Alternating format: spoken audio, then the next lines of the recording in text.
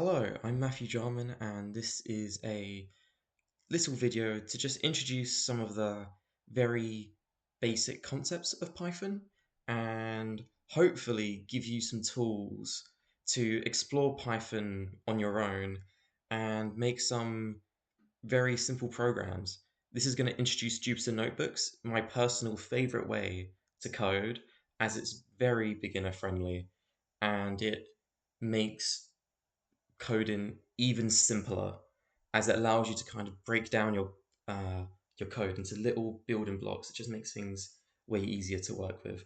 I'll also hopefully pass some knowledge on how to think about code and how to execute some simple programs. And I'll give you some tips and advice in order to use the vast resources of the internet to help you tackle any problem you're looking for. Python is one of the most documented uh, coding languages out there. So any problem that you come against, there's always going to be some forum, some post, something is going to be out there that will most probably have the answer you're looking for. So let's begin. I'll put this uh, workbook on a GitHub for you to download and follow along with me. Uh, in this video, I will give some prompts to tell you to pause the video and have a go yourself, and then I will do a work solution, which will hopefully will show you the way that I would solve the problem. Uh, there's no right way to solve a problem. There is so many different ways you could approach a problem in Python. I'm going to try and solve the problems only using the tricks and the things that I have shown in the video. So let's get cracking. First thing, variables. Variables is just little bits of data, and it's just little bits of data, and this can be numbers or bits of text. And when you give it a name, so let's say down here we have a number, so pi. I defined it as 3.14159, and I made it equal to pi. So now the machine knows what pi is. So when I call upon pi at a later time, so for example, using the print function, it will print out the number that I have defined over here. Very, very useful. Little tip using Jupyter Notebooks. So I am going to ruin this notebook real quick. I'm going to add a cell, so insert a cell above, insert a cell below. So over here I'm going to say p equals, actually I want to do it here to show you something real quick. I'm going to say p equals 96, define that, and now p is defined as 96. I can print p, and if I do that, it's 96. I want you to look and see that I have defined it below. In Jupyter Notebooks, normally when you run a Python script, it runs from the top code all the way down to the bottom. However, in Jupyter Notebooks, because it's in different nodes, you can kind of break the routine slightly. However, I just want to show this, as this is going to be a common problem some of you guys do using Jupyter Notebook at the very, very start. So if I restart and run all, when I do it again, go to the very, very top, it doesn't work anymore because at this point of the code, p doesn't exist. So when I use the print function, it cannot call on the number.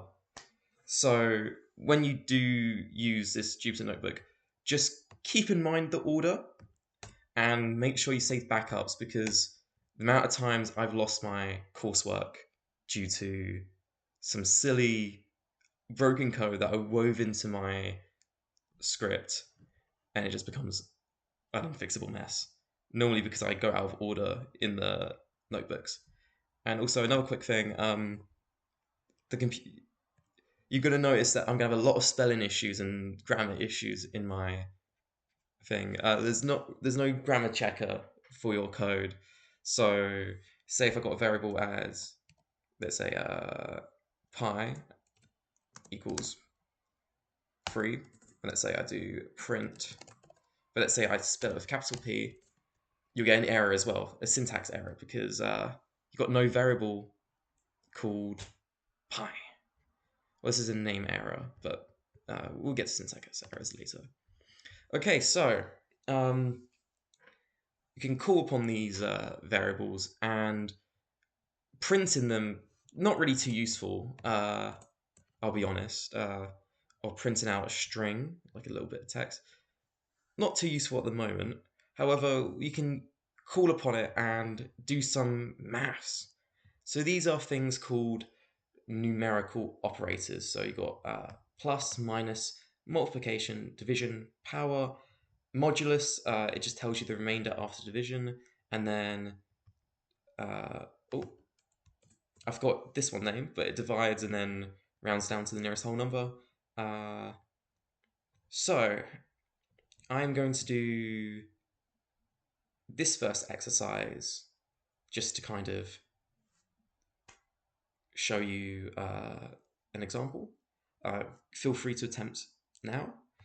So we've got distance in kilometers, and I want to write a really quick script that converts distance in kilometers to miles. So what I'm going to need to do is define an A that's going to multiply to this to convert between the two.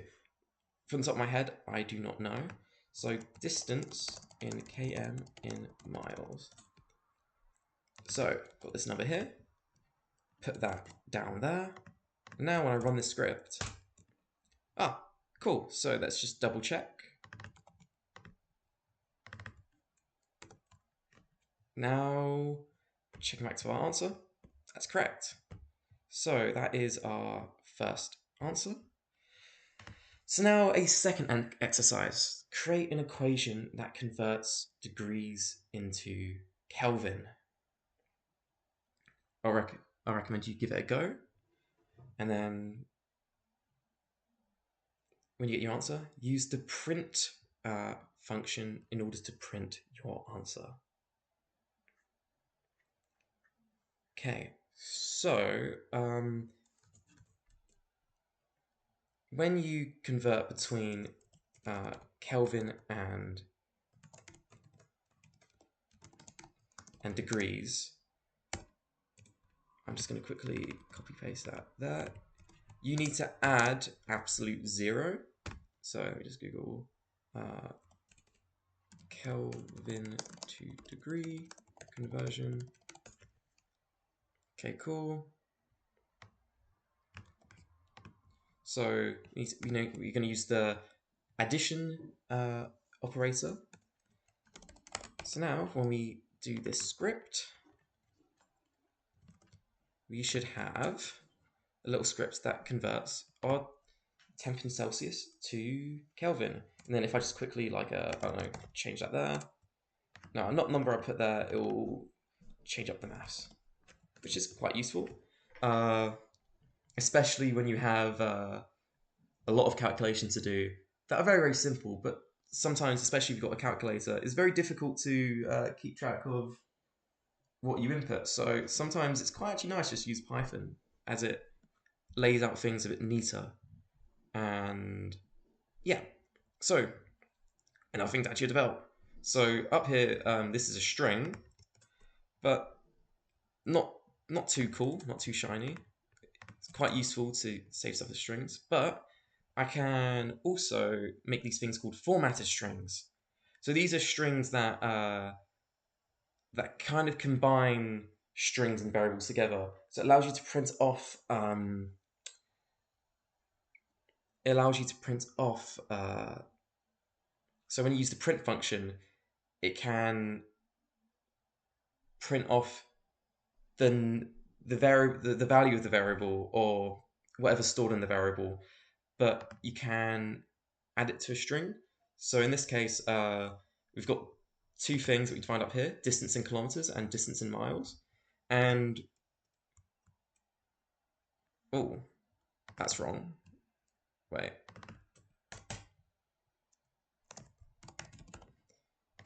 That's a mistake. So now this is a little script that prints off a sentence. So the distance of 20 kilometers is equal to 12.4274 miles. Okay, this is quite useful. It may not seem too useful because if you know your code, you might be like, why would it be important to have a little script that reads out your variable in a way like this? But this makes it very readable for other people because if someone doesn't have a lot of coding knowledge, or when you have more and more intricate code, which you might know back to front, but other people might not know, uh, having a little output that presents your data or your calculation in a more readable manner is quite useful and quite nice. So F strings allows you to do some cool things as well. So you can that is a mistake. That's, let's say, round. Doesn't truncate. So you can use these little hacks. So right here, I can having 12.42742 miles. It's quite annoying. It's quite annoying. But I could round it up. So if I just go here and let's say I want it to get rounded at like 1 decimal place, because who's really keeping track of 0.1 miles? So I can just add this, this little thing here. And boom, look, 20 kilometers is equal to 12.4 miles. Quite useful, quite handy. So run this code, got that, and then, so we've got another thing here. So you can skip to another line by doing it's not forward slash, it's backslash. Oh, not that. There you go. So you've got a script here, so a little line from a song. So, oh, baby, when you talk like that, you make a woman go mad. If I add that /n, you can see that the print function breaks up the output into 2 lines. If I remove that, you get this, which is all right. But if you have a certain look that you want your code to have, you might not want it to be in one big line. So this makes it quite readable, especially when you're making graphs in the future, being able to skip lines, because your code does exactly what you tell it to do. So it doesn't have the artistic mind. Like for us, we go when we run out of space on a line, we go straight to the next one. But your computer does not know an appropriate time to skip lines. So we need to give it that instruction. So /n, that tells it to skip to the next line. So these are some little tools you can use for F strings. There's more out there. Feel free to explore. So here's a little mini exercise.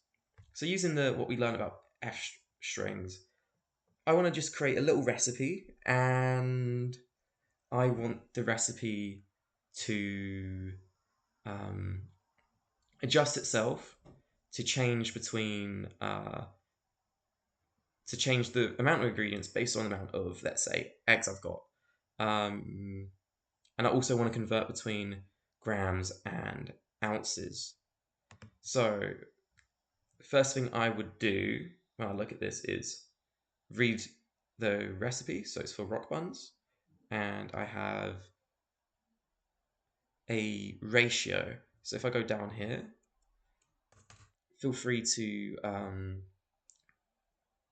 start working on this yourself. So we know that for every 8 ounce of flour, so we've got a ratio of 8 flour to 3 sugar to 3 margarine to 3 currants to 1 peel and 1 egg, and let's just do splash milk. Add vanilla, because every recipe tastes better with vanilla, in my opinion. And we know the sort of format the recipe should look like, and this creates 14 rock buns. So the first thing you need to do is think about how to create how to do the calculations to think about how to do the calculations between the two. This is a simple ratio exercise.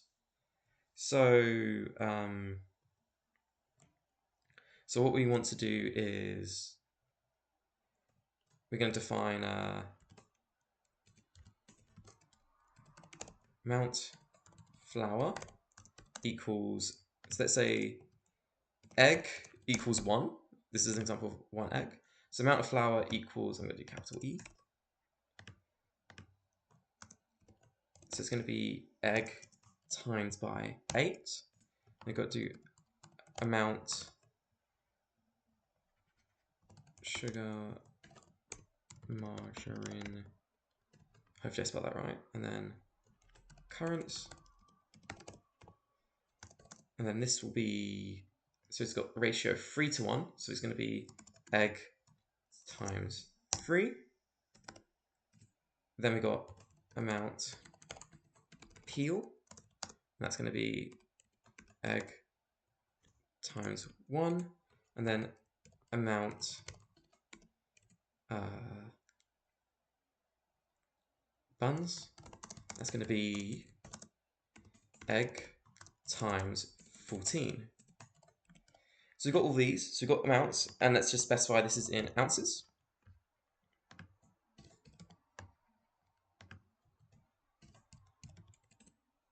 Besides the last one.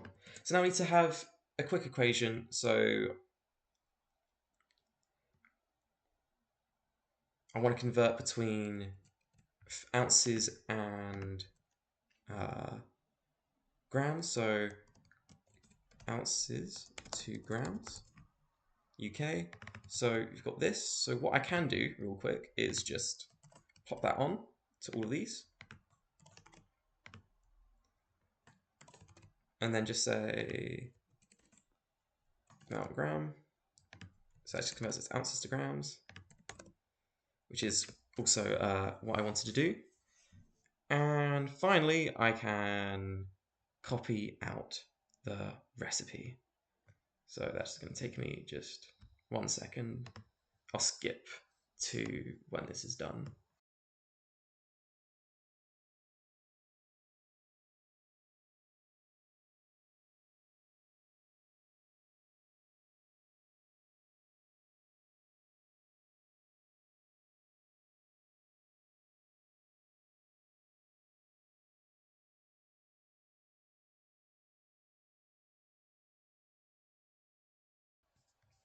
Okay, so I'm not going to do the full recipe, but using kind of what we've learned before, I've now have designed just a little script that will. So when I change the egg amount, 23, I get all the different measurements I need. So most probably won't be a very little milk when I'm making 322 buns, but you can see the gist. Bit of a novel problem, but bit of a novelty bit of code, but can be quite useful. So moving on, lists. This is my favorite thing. I love them to bits. It's a very intuitive and useful thing where it's a data structure that can store numbers, strings, and even variables to create a list. So when you square brackets and enclose your list, you can separate its components of with a comma. So right here we can have a mixture of, so I'm going to create a list real quick. So I'm going to see if I can create a list with strings and numbers. Let's say dog, I don't know, cat, quiet. This might be quite fun. No, it's a dog. Lint. Great spelling. There you go. So I made a list called lint. And yeah, so you can store pretty much both the variables in both sort of variables in there. Quite useful. I can also create an empty list.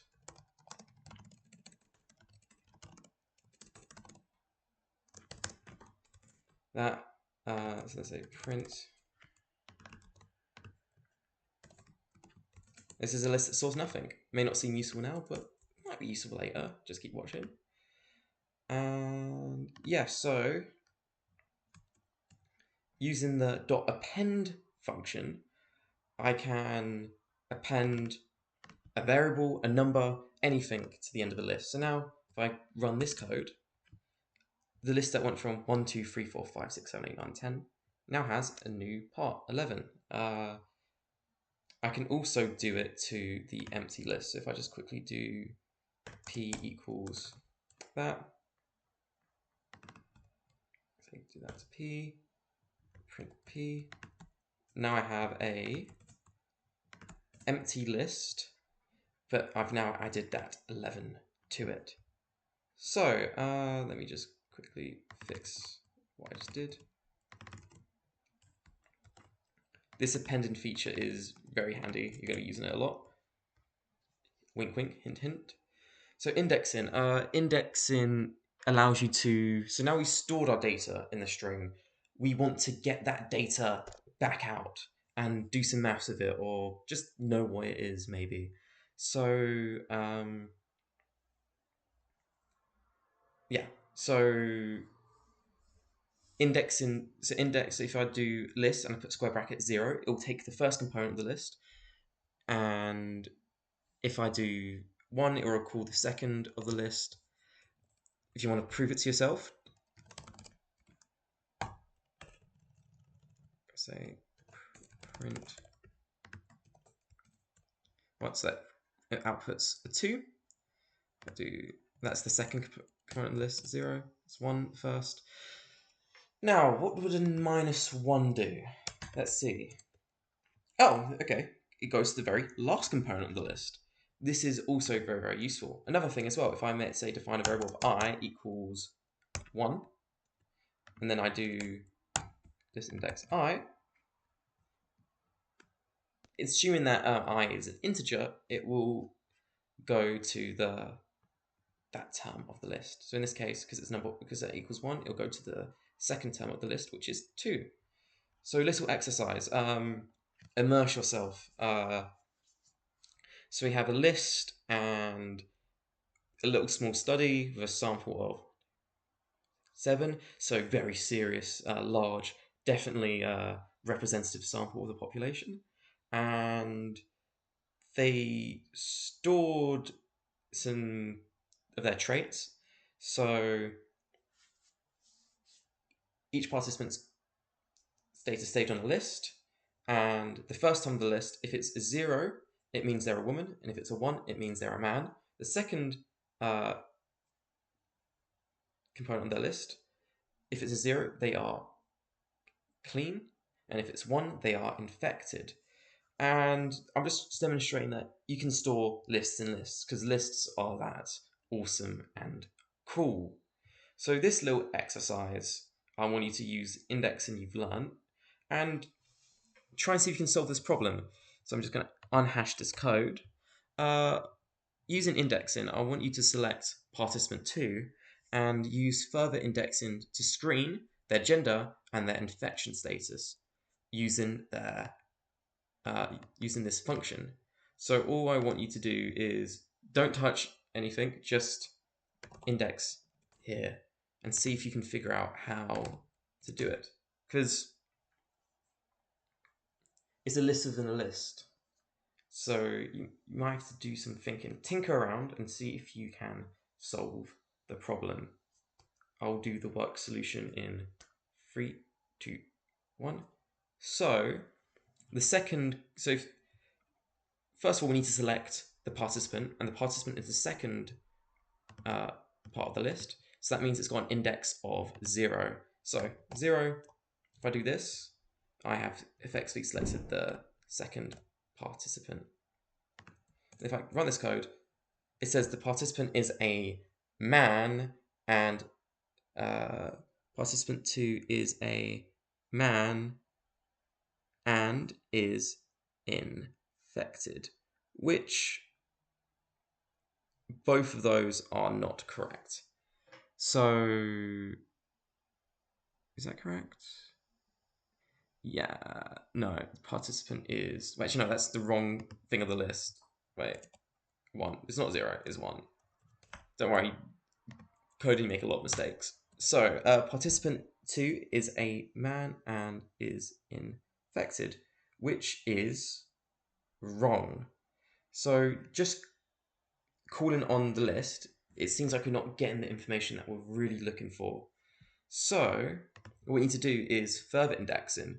So, right now we just selected this list here, so 0, 1. And what I'm going to do now is index the list that I just extracted from that list. And so the gender is the first time of the list, so I want to see the 0th time of the list. And their infection status is the second time of the list. So let's see if this is right. Participant 2 is a woman and they are infected. So if we go here, so we see the first time is 0. Oh look, that means they are a girl. And that is right. And are they infected? Oh, they got a 1 there, and that means they are infected. So now we've extracted that information, and this works now. So quickly going through, we've done 2 pretty simple topics. So we now know how to do some basic maths, and we know how to define variables and call upon variables with a print function. And we know how to make pretty strings called f strings, formatted strings. And now we know how to compose a list and extract a variable from a list. So, somewhat alright, but mostly boring stuff. So now let's look at some stuff that a little bit more interesting. So now we've got this thing called branching. So, branching, you see in the previous exercise, I defined a function that has if a equals 0, return this, and if not, return something else. This is an example of branching. So you have if and else statements. So you define a condition, and if that condition is met, a certain output happens, and if that condition is not met, else happens. But there's also another thing called elif. Elif is else and if married together, and this means that if the first condition of the if function does not work or is not met, it will then skip down to the next condition that's defined in the elif function, or after the elif thing. So what I do is say if, and then I write my condition, and then I add colon. So what this is someone's fave pizza, and if their pizza is Hawaiian, it prints out eel. And if it's not Hawaiian, if the name of the pizza is larger than 10, or if the name of the pizza is larger than 10, it's too complicated. Pizza should be simple, And then another condition, if it's pepperoni, nice. And then if it's not any of those, good for the person, each their own, unless they like Hawaiian. So, simple condition. So Hawaiian, it goes eel. Let's say my favorite pizza is 5 cheese Actually, let's do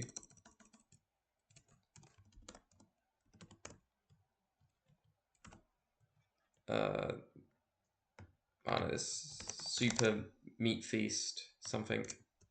Too complicated. Should be simple. Gotta make sure I use pepperoni because Python doesn't have a spell checker, so I have to make sure it's exactly the same. Nice. And then I say just a humble cheese fan. Good for you. If you like cats, good for you. So give it a go. Don't recall that. This exercise is wrong. So using just what we learned, see if you can do a if-else statement that tells me if an input number is that tells us if an input number is a multiple of 3. I'll give you an opportunity to do it now. Pause the video, and this is going to be my solution. So if a number, and I'm going to use the modulus function, as if we recall up here, it gives you the remainder after division. So 10 divided by 3, we know that's 3, but there's a remainder of 1, so it will output 1. And we know that if you divide something by a number and there's no remainder, you know that that number must be a multiple of the other number. So equals 0, print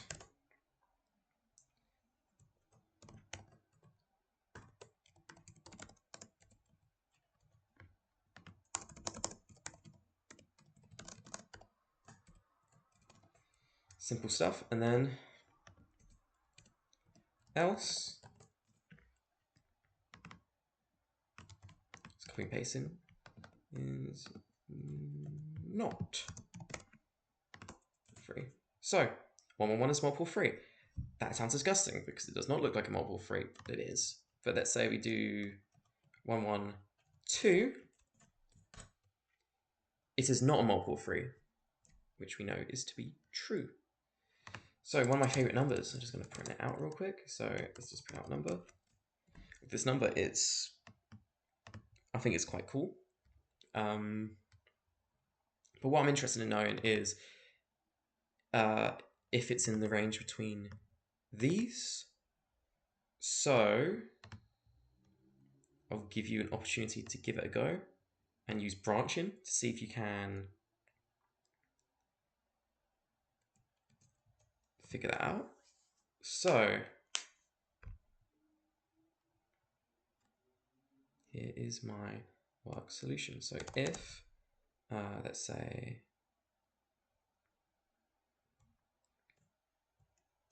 if 0.005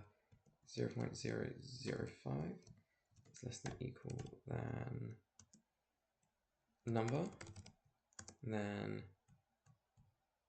less than equal than 0.0, actually no, wait, there we go. If number meets these conditions, print, I'm going to say true, else, print false. So it is between that range. Let me just add 1 here. Then it's out of the range, it's now false. I'm just going to make this capital because that's pretty. There you go. So here, so that's that done. That's kind of cool. So now you saw a function before. I like functions. They are kind of cool. They make your code way neater, way neater.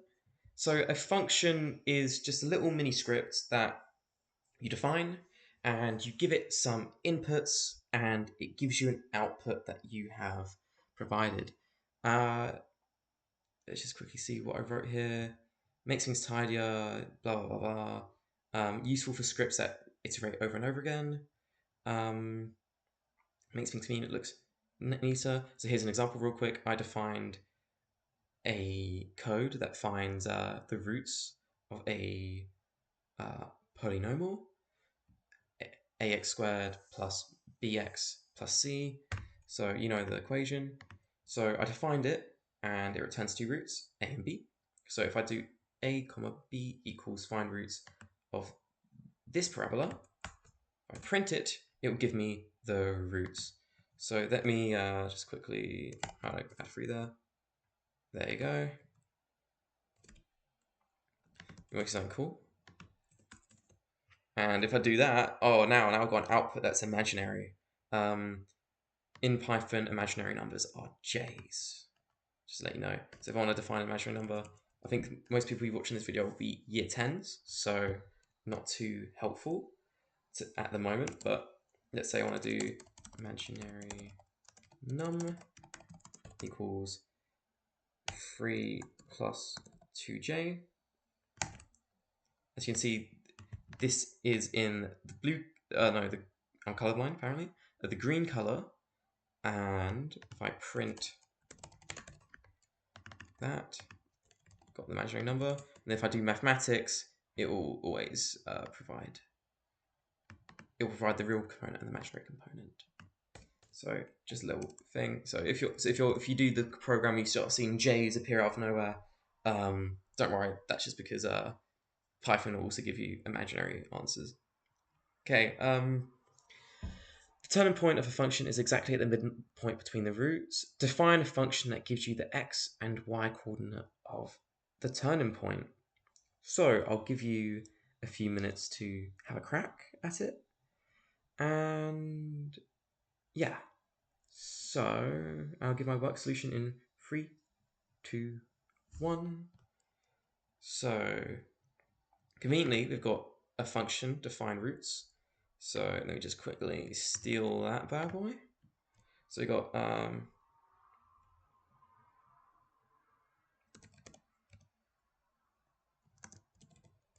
2 equals ABC. So this finds the two roots. So now we need to find the midpoint. So x equals root 1 plus root 2. Python really likes BidMaths, so make sure that you are following BidMaths rules when you do your code. And then we need to find the y component. And the way you can find the y component is by substituting it into the parabola equation. And we know that is a times x squared plus times x plus c. So using the numerical operators up here, I was able to synthesize that code. And then I'm going to return two functions. So two outputs. So we've got x and y. So now I want to do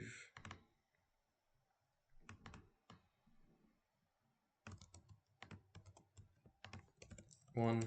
I'm going to do the same example as before. It's just easy. And I can do print because we know the answer. Hopefully you know the answer. Oh wait. No.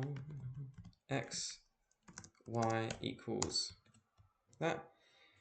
Okay, cool. So we know that you should be able to do quick mental maths, but that parabola, you can break down the equation into x minus 1 bracket, x plus 1 bracket. So you know the root's going to be 1 minus 1. Right between that, that's 0. So you know that the x coordinate's going to be 0. And you know the y-intercept's going to be minus 1. So there you go. There's the x and y coordinates of the turning point. This is quite cool because let's say I'm got like a, I don't know,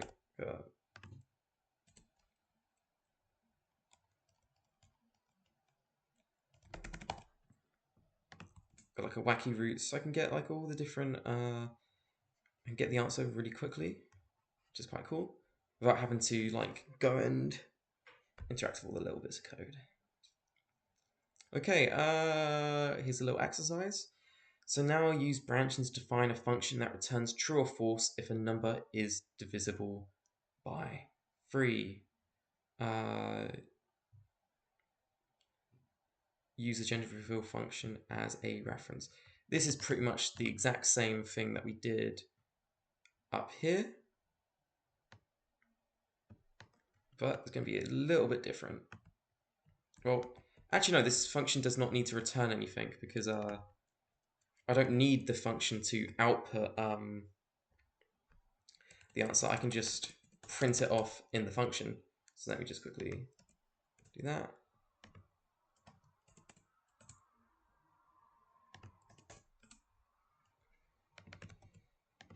I should define that. So let's do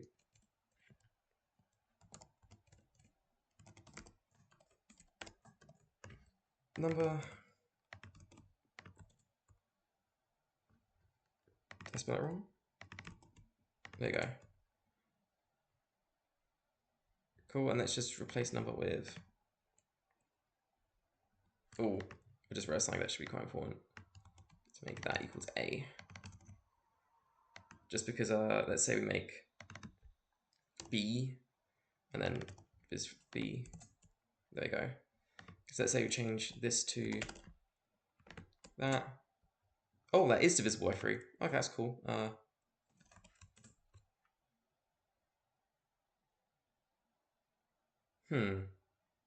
What did I do wrong?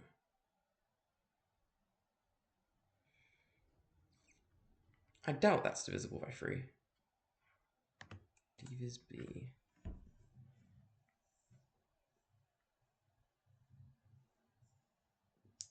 What did I do here?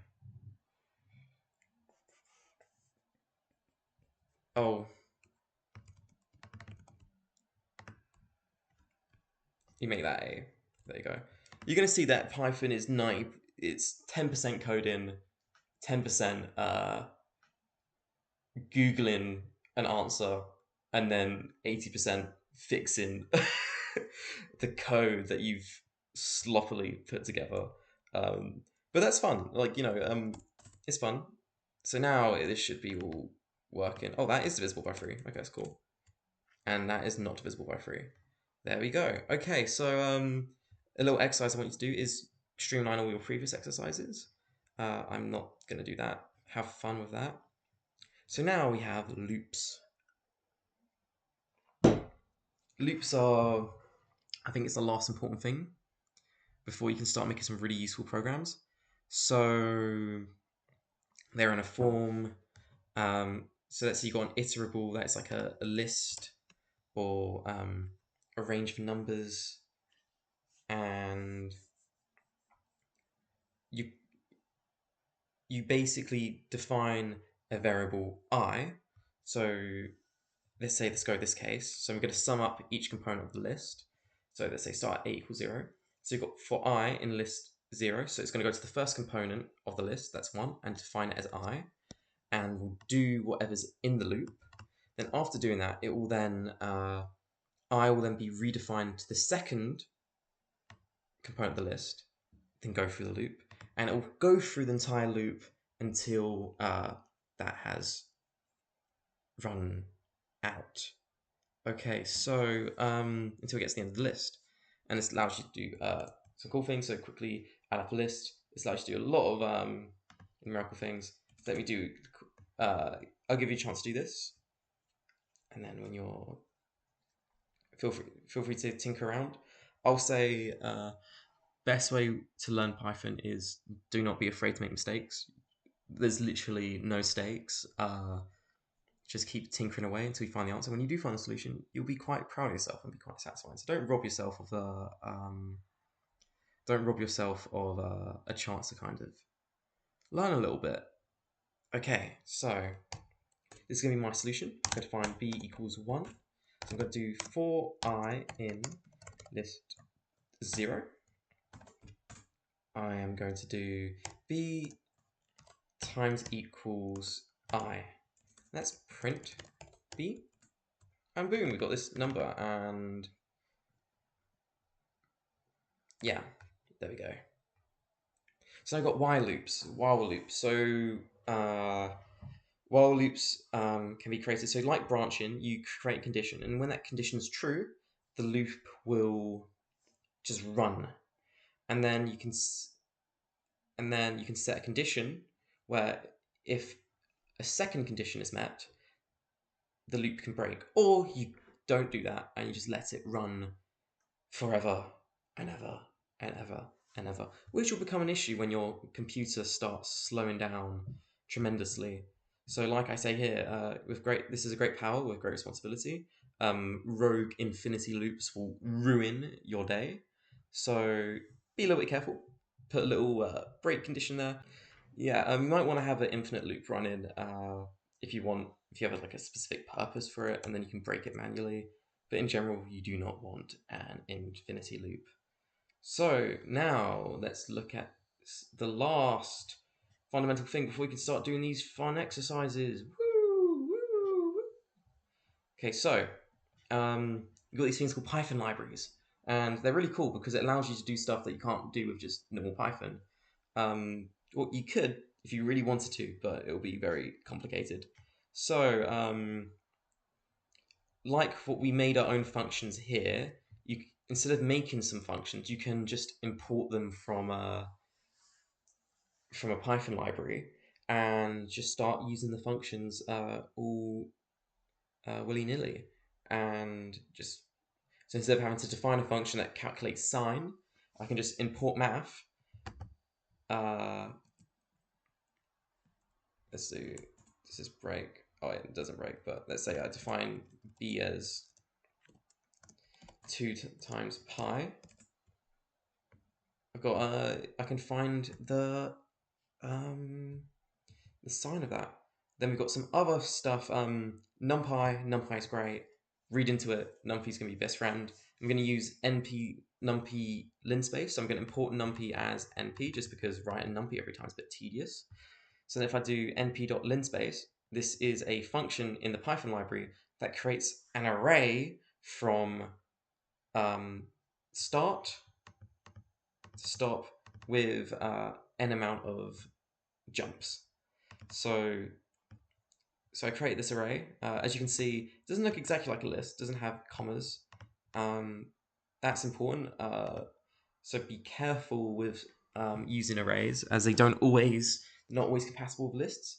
But if you get good at using arrays, they make your maths faster. So I do recommend exploring NumPy, but this is out the scope of the lesson.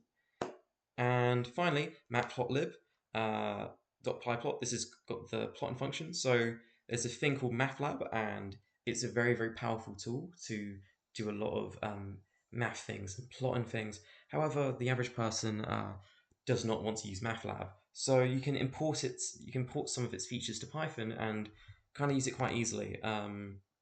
So, for example, I'm going to use matlab.plyplot.plot to plot this linspace. And yeah, so as I don't provide further instruction, it's just going to plot the position of the array or the index of the array to the value. So it's going to make this straight line. Yep. So that's that.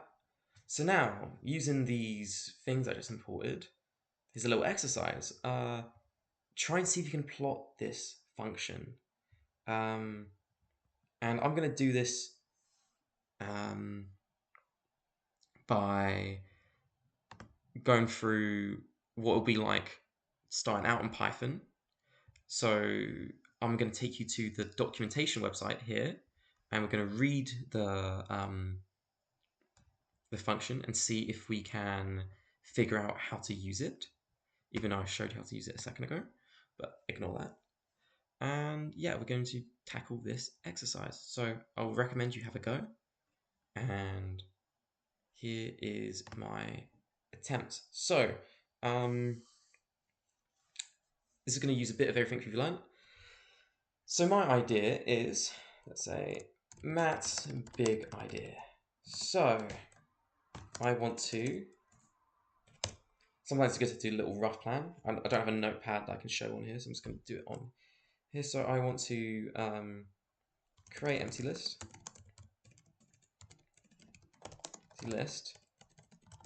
and want to fill it with y values of the function.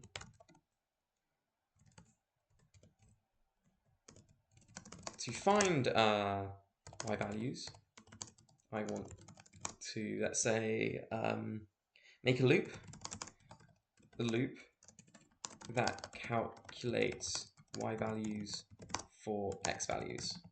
And then when I calculate these y values, from. So when I calculate these y values, I want to then append it to the list. And then I need to figure out, how do I use matplotlib? So we have this parabola. So what I want to do is define a function of fx.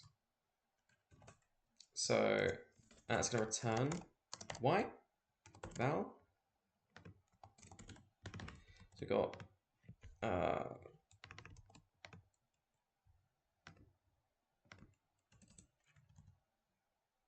let's see, actually. This is very messy, but I'm going to make global values for this section. This is just a quick solution. So we know that a is going to be 1 over 4. We've got b is going to be 1 over 2. C is going to equal to minus 12. So let's just do, so we're going to have a times x val squared plus b times x val plus c. And what I'm going to do is make this equal to y val. So what essentially this is going to do is, if I give it a x coordinate, it's going to output a y coordinate. So now I'm going to do empty, I'm going to make y values equals an empty list. And now I need to find the x values. So what I'm going to do is use numpy linspace. So let's pretend I'm not going to use numpy linspace. I'm just going to Google, how do I create a list from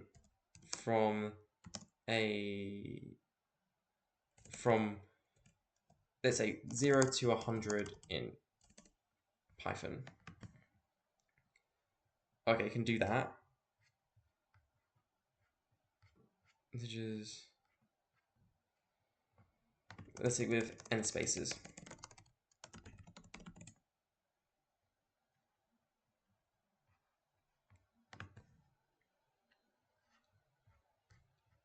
Let's see if anyone's got. Okay, got npm range, got that as well. So I'm going to Google and see, oh, they did a toList function. So I'm going to click on that, see what it is. So numpy arrange, so I've got a start and a stop and a step. So going a bit off script, I'm not going to use an np linspace. I'm going to using that tutorial that I saw on the internet. I'm going to go, okay, so I've already imported numpy as np, so I'm going to do np.arrange. Let's see if I spell that right. No, I did not spell that right. Grammar is important. And let's say I'm going to do minus 10 to 10. And I want that to be a really small space. So let's make the step 0.00001. And I'm going to do .toList at the end, because that's what the kind fellow did on the internet. And let's see, let's print x values. Oh, okay, this is going on because most probably that was a really, really big range. I'm going to redo that. There we go. Oh, there we go. Lovely jubbly. So we've got a list from minus 10 to 10. That's exactly what we need. I don't need to know that anymore. So now for I in xval, or x values, I want y values dot append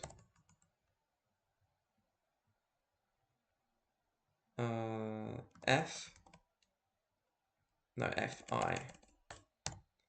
So now if I print y values, we've got this. Okay, now I'm going to Google, how do I plot a function on Python? Matplotlib tutorial. Oh, this is cool. What's it's going to show? So, PLT plot that. Oh, that's cool. But what if I got X values and Y values? Oh, so they use this, and we've got X values, Y values. We're going to quickly just go here. Yeah, so if I go here, it's got arguments. And if I go down to the arguments, you've got X, Y. So I need it in an array like or a float. Well, we've got two floats that we can use. So now if I do plt.plot, because we imported matplotlib plot as plt up here, I'm just going to do X values, Y values. If I do the output, oh look, we got this function. That's cool. Let's see what else we can do, because I want this to look really cool. So what arguments we got? Let's see if there's anything else. Property color. Oh, so I want to change the color. Let's do /color equals. What colors do I have? Parameters color. Let's go here. Oh, got all these different colors. I want it blue. Actually, no, it's already. I want it black. You need it. Yeah, I need it as a string. Oh wait, sorry, it's American color. It's American spelling. So yeah. Okay. Let's see. Matplotlib dot ploy plot. Let's see if there's anything else. What else can we do? Because, like, you know, might as well. What other things we got? Oh, we got axes. Oh, we can do thing. Let's see. Let's go. So we got ploy plot. Let's see what they got. Anything in? Got legend. Oh, I don't know what that is, but that could be cool. Hint, hint. Maybe look into that. Let's go down to the very bottom. Oh, we can affect the scale of the ticks. That's cool. X label, Y label. Oh, that could be interesting. So let's see how this works. So if I use the ployplot.x label and input a string, it'll change it. So let's see if that works. So X label equals X. Oh, that changed it to X. Okay, let's see plt.y label. Y equals Y. Let's say what legend is. Let's say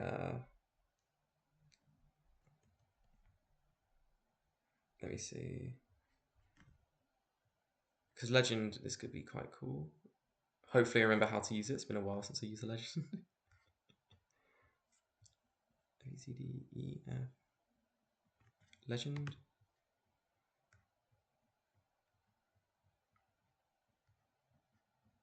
Okay, so got like. So let me just do. So I guess I can do Y values, and then I can say label equals FX. Oh. Ah! What's gone wrong? Oh, this is.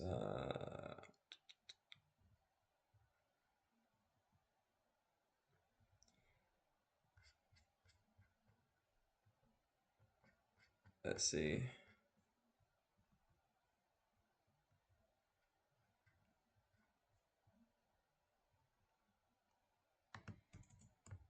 Okay, wait.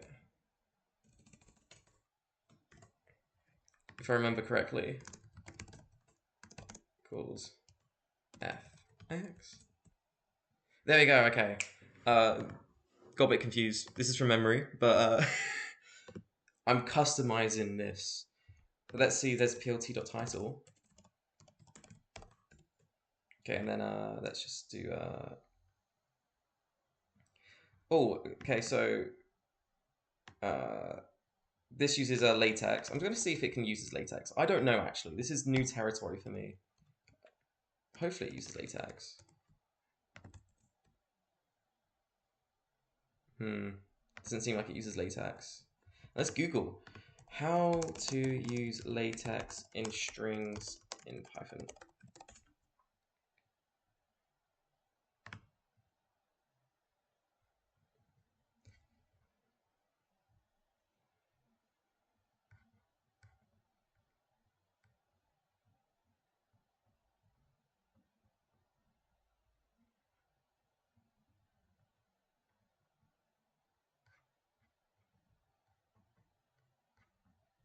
Okay. Seems like it's possible, but I can't be bothered, so I'm just gonna quickly. I would recommend you all look into latex because latex is really cool. I think it's really fun. X squared plus 1 over 2 times x plus minus 12. PLT title. Oh, look, we got title up. You could do so much. Google's your best friend. You can literally Google everything. I would really recommend you do not use AI because it may seem cool or like cool that you can do so much. Like I don't know. Um, you could you could do a lot of stuff with AI, and it's really impressive what you can do. However, tinkering around is the fun part of code. Don't rob yourself of like the joy of discovery. Stay curious and code. I really do recommend you give it these exercises a go down here. So we've got some big exercises. They will require some time, but they are really fun to do, especially differentiation and integration. If you're in year 10, you haven't formally learned it yet. However, with the power of Python, you may not you may not have the tools to do things a very, very mathematical way. But right here, I gave you all the tools you need to use to do things numerically. So you may not know what chain rule is, you may not know how to differentiate certain things, but if you can use this formula, you can use numerical methods to literally solve all these problems. So same thing with integration, Fibonacci sequence, you know it, you love it. Here's an exercise that will make you create a really large Fibonacci sequence and see if you can model it as an exponential function, which is quite interesting. And you'll learn a bit about the golden ratio doing this, which will be quite cool. I think it'll be a quite cool thing. A card game. This is a very open-ended exercise. I want you to experiment with. I want you to experiment with lists. Maybe explore some Python libraries around randomness and see if you can generate a little card game, which will be quite interactive and fun. And finally, the most important thing: do what you're interested in. Python is fun. Have fun. Do it. Just code. Literally, like with these tools, the amount of stuff you can do is immense. Like, I'll be honest, I've learned so much Python from just tinkering, and I've had so much fun doing it. The way I'm teaching Python may not be very typical, because mine is very focused on lists. But like, this is because for me, I've figured out that I can solve all my issues by putting it into a loop. So yeah. But no, like give it a go, explore. Do a lot of these exercises. Make pretty graphs. Make a 2D graph. Screw it, do a 3D graph. You know, make so many things. My favorite part of using Python in uni is when I struggle imagine a concept. I'm going to show you some stuff that like. Let's see. What's like a cool thing I've done? Oh, experiment T. Oh, this one was cool. So I done an experiment and I had a huge amount of data, like huge. Oh damn! Like so much stuff. Did not have the patience for that. But using a loop, I was able to well, not that, but using a loop, I was able to convert all these files into like using a loop. Um, I converted it from the index of 1 to 1,000, and I was able to get all the data out, and then I was able to plot some really cool graphs, which was really fun. I had a blast with that experiment. Let me think of something else.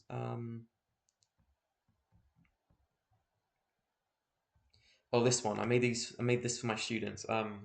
This is like the integration thing. I gave this to my students and to toy around with. But I made a little integration demo that visualizes integration, and it was really cool. And I was able to make some really pretty graphs. This is the joy of code. You know, you can explore these things. I'm a very see it to believe it person, and with the power of Python, stuff I've learned in my course, I was able to see it, if that makes sense. And then let me see if there's trying to think of anything that's kind of cool. I've got a 3D graph somewhere. Maybe this. This is a while. My files are so disorganized. What was this about? Wait. Got some stuff somewhere. Something that might interest you all. I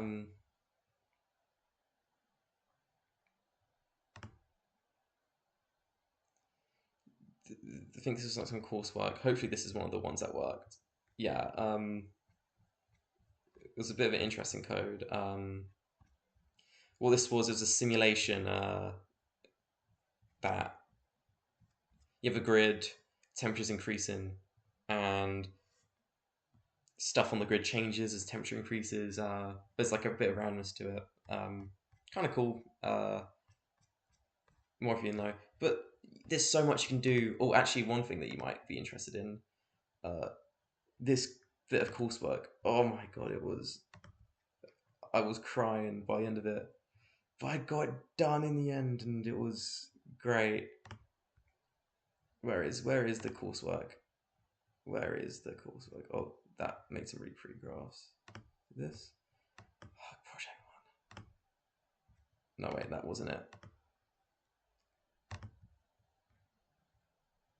Where is it?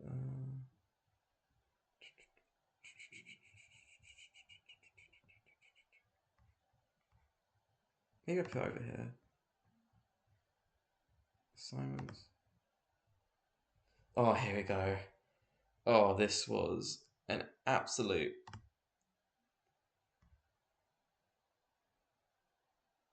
terror to do.